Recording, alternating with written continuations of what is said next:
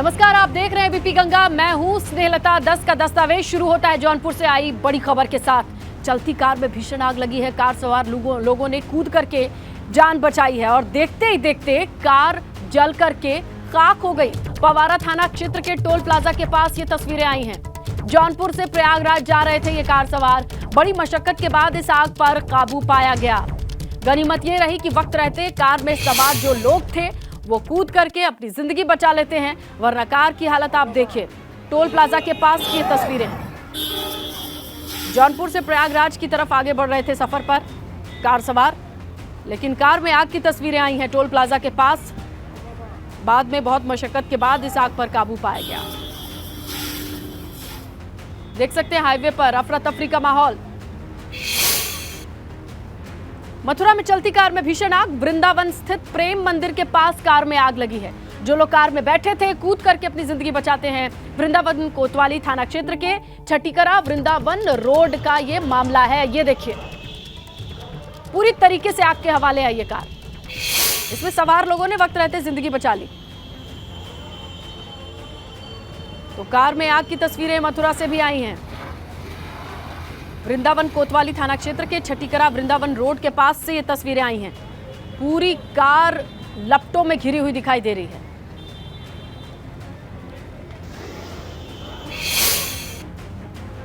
और उधर फतेहपुर में एक साथ दो दुकानों में आग लगने से हड़कंप मच गया। शॉर्ट सर्किट से इलेक्ट्रॉनिक की शॉप में आग लगी और आग की लपटों को देखकर इलाके में काफी देर तक अफरा तफरी का माहौल बना रहा। आग लगने से नकदी समेत लाखों के नुकसान की आशंका जताई जा रही है। फतेहपुर से ये तस्वीरें आई हैं इलेक्ट्रॉनिक शोरूम और यहां आग लगने के बाद किस तरीके से आग फैलती चली गई। अभी विजयपुर क्या हो रहा है, बगल में आग लग गई है मुफ्ती पे।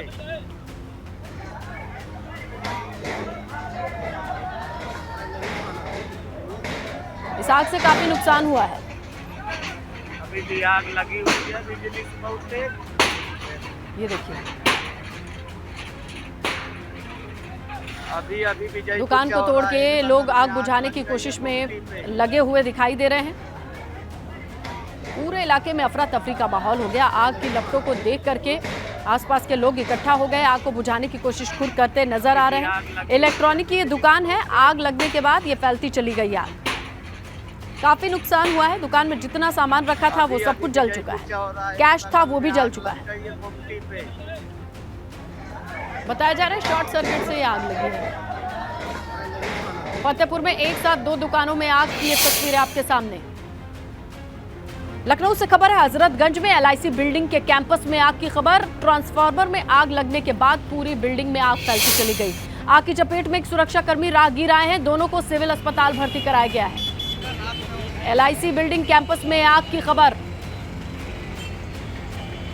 फायर फाइटर्स दिखाई दे रहे हैं। आगे बढ़ते हैं, खबर जोशीमठ से है जहां हाथी पहाड़ पर आग का तांडव जारी है। आग दुली नाले से बढ़कर के हाथी पहाड़ के पास आ गई है, लेकिन अभी तक आग पर काबू नहीं पाया गया है। हालांकि वन विभाग की टीम मौके पर मौजूद है। हर संभव कोशिश चल रही है, प्रयास चल रहा है, लेकिन मामले में वन क्षेत्राधिकारी ने यह कहा कि आग बुझाने के लिए फायर वॉचर का भी इस्तेमाल किया जा रहा है। अमरोहा में दरोगा को गोली लगी और ये मामला सामने आया। अमरोहा से गोली लगने का लाइव वीडियो भी वायरल है। हाथ में गोली लगने से दरोगा महेंद्र कुमार शर्मा घायल हुए थे। घायल दरोगा को जिला अस्पताल भर्ती कराया गया है। पुलिस की खींचतान में ये गोली चली थी। नौगावा थाना के मुंडा मुकारी गांव का मामला।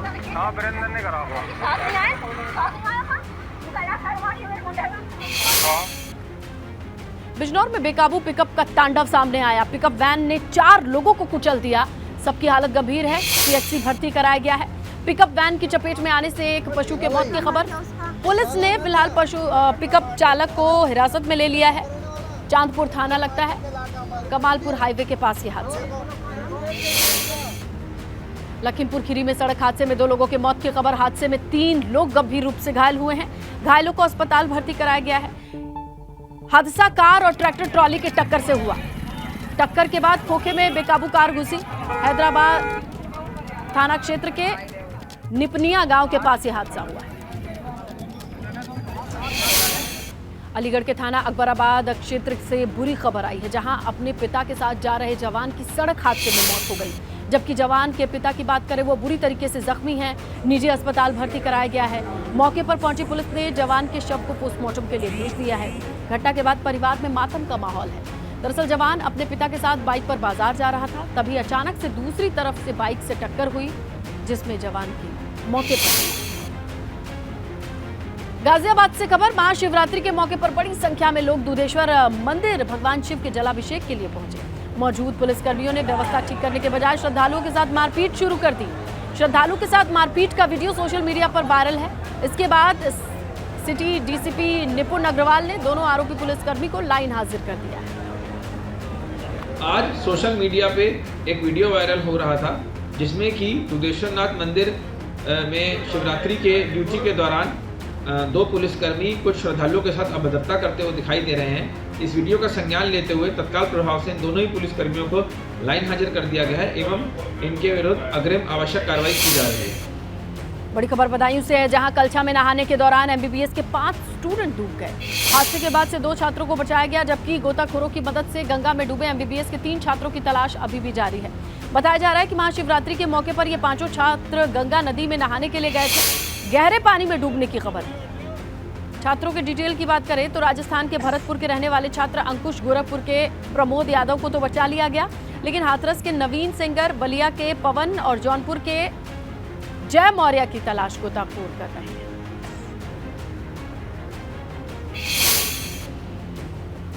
जनपद बदायूं मेडिकल कॉलेज के 5 छात्र जो 2019 बैच के हैं, यहाँ पे स्नान करने आए थे और जो निर्धारित स्थान है उससे हट करके बीच में चले गए।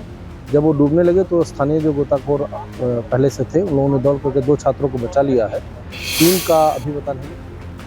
खबर ललितपुर से है, सवारियों से भरी टेम्पो और ट्रक में टक्कर, टेम्पो में बैठे करीब 10 लोग घायल हुए हैं। घायलों को अस्पताल भर्ती कराया गया है। टेम्पो में करीब 12 लोग सवार थे। सदर कोतवाली क्षेत्र के हाईवे मसौरा के पास ये एक्सीडेंट हुआ है। 12 लोग इस टेम्पो में सवार थे। एक्सीडेंट के बाद 10 लोग घायल हैं, उन्हें अस्पताल भर्ती कराया गया है।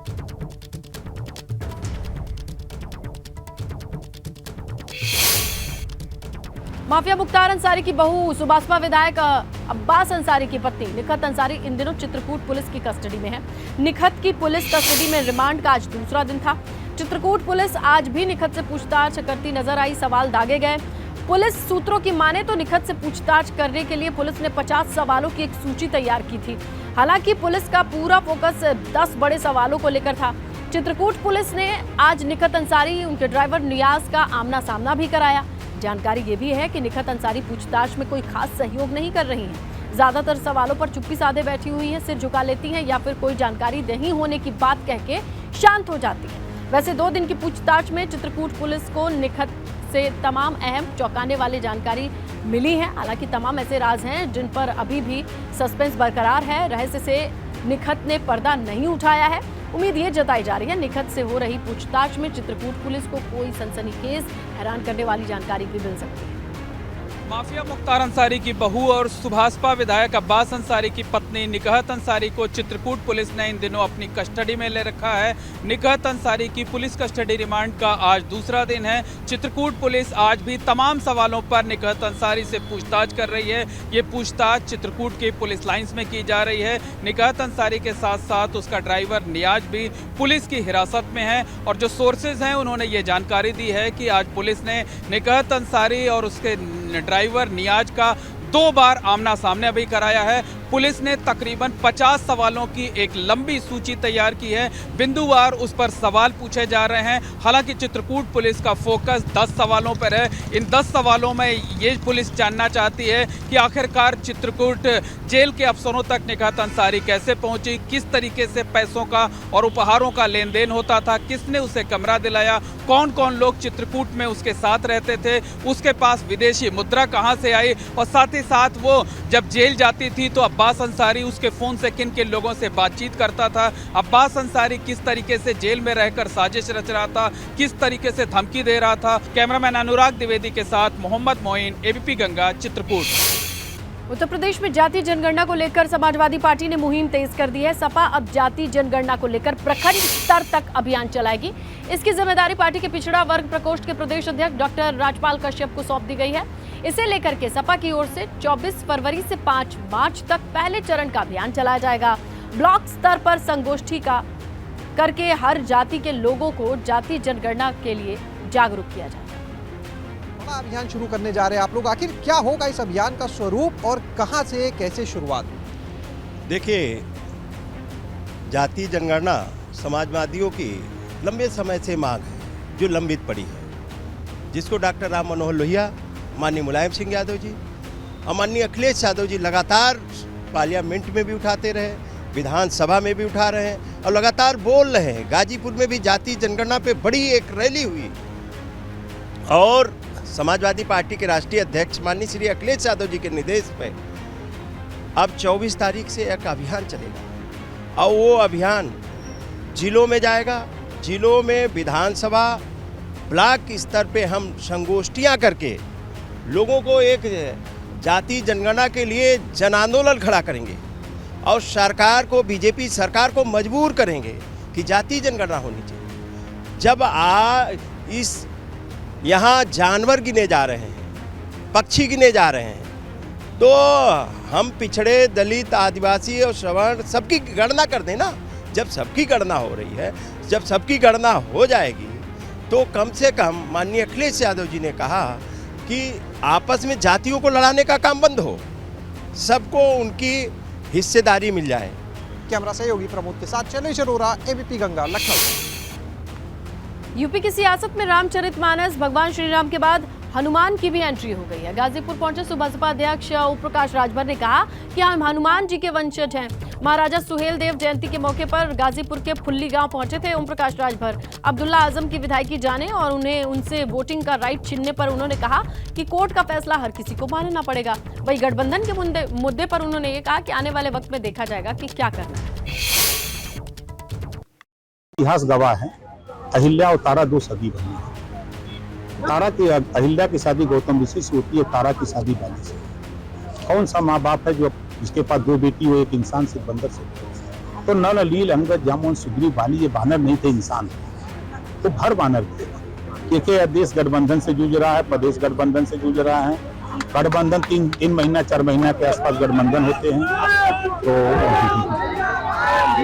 तो वो गठबंधन तो होंगे, जब टाइम आएगा तो देखा जाएगा। आगरा के ऐतिहासिक लाल किले में छत्रपति शिवाजी महाराज की जयंती धूमधाम से मनाई जाएगी। छत्रपति शिवाजी महाराज की जयंती कल शाम 6 बजे मनाई जाएगी, जिसे दीवाने आम में छत्रपति शिवाजी महाराज ने अस्मिता और स्वाभिमान का दर्शन औरंगजेब के दरबार में किया। उसी दीवाने आम में छत्रपति शिवाजी महाराज की जयंती समारोह का आयोजन होगा।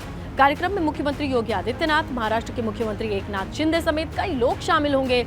महाराष्ट्र सरकार शिवाजी जयंती समारोह का सह आयोजन।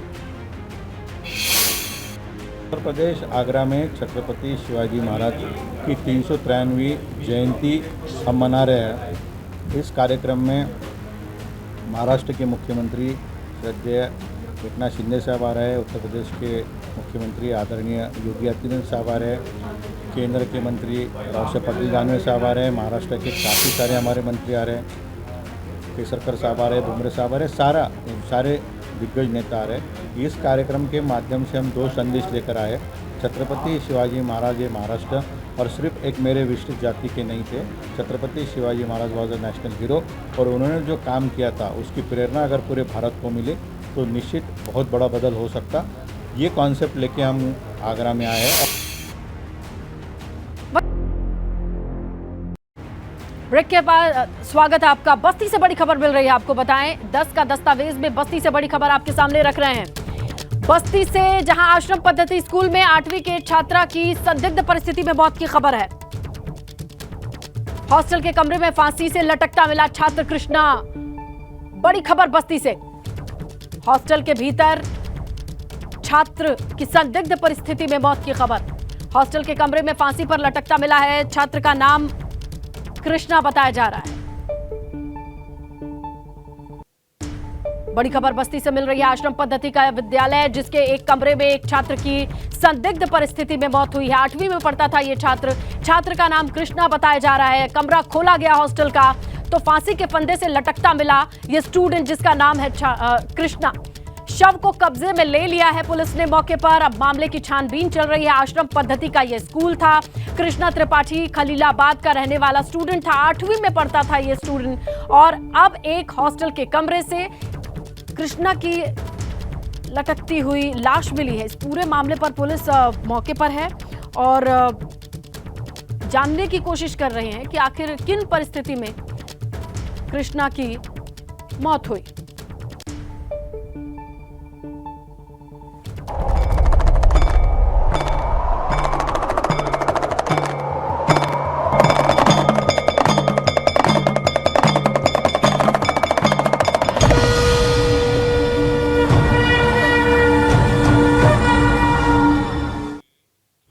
आज देश भर में महाशिवरात्रि की धूम देखने को मिल रही है। यूपी उत्तराखंड में भी शिवालयों में श्रद्धालुओं की भीड़ लगी रही, तांता लगा रहा। आप इन तस्वीरों से अंदाजा लगा सकते हैं। वाराणसी काशी की बात करें, बाबा विश्वनाथ के अनोखे बारात में हजारों लोग शामिल हुए। भूत पिशाच नाग गंधर्व किन्नर का रूप धारण करके लोग शिव की बारात में शामिल हुए। सैकड़ों की संख्या में थे।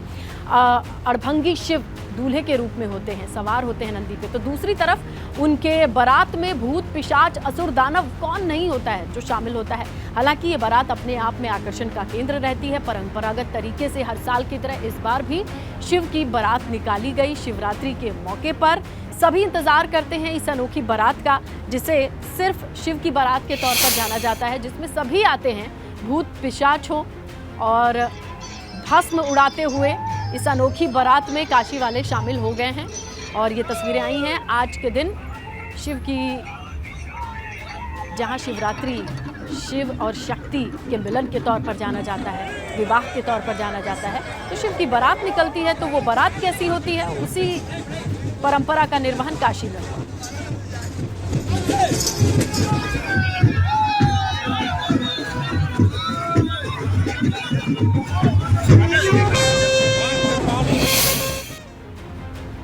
वहीं देश भर के शिवालयों की बात करें तो हर हर महादेव बम बम भोले ओम नमः शिवाय की गूंज सुनने को मिली। बहुत सारे भक्त यहाँ पर इंतजार कर रहे हैं क्योंकि उनके परिजन जो है वो अंदर गए हुए। देखिए बम बम भोले हर हर महादेव के नारे लग रहे हैं। आज भगवान के पास है, महाशिवरात्रि का पर्व है। आनंदेश्वर मंदिर में क्या खींच के लाता है आपको? आनंदेश्वर मंदिर में सर ये है कि बाबा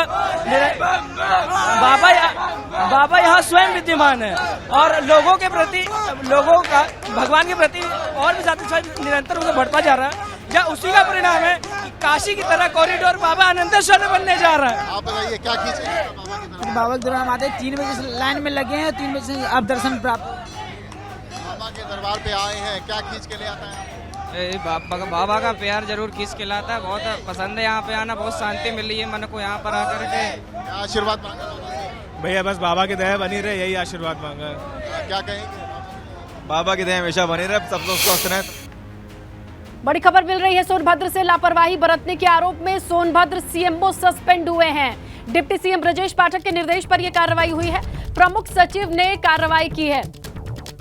पीसीपीएनडीटी एक्ट के तहत नियमों की अनदेखी का आरोप है और सीएमओ को सस्पेंड करने का निर्देश डिप्टी सीएम की ओर से। ये था 10 का दस्तावेज। खबरें और भी हैं, आप बने रहे बीपी गंगा के साथ।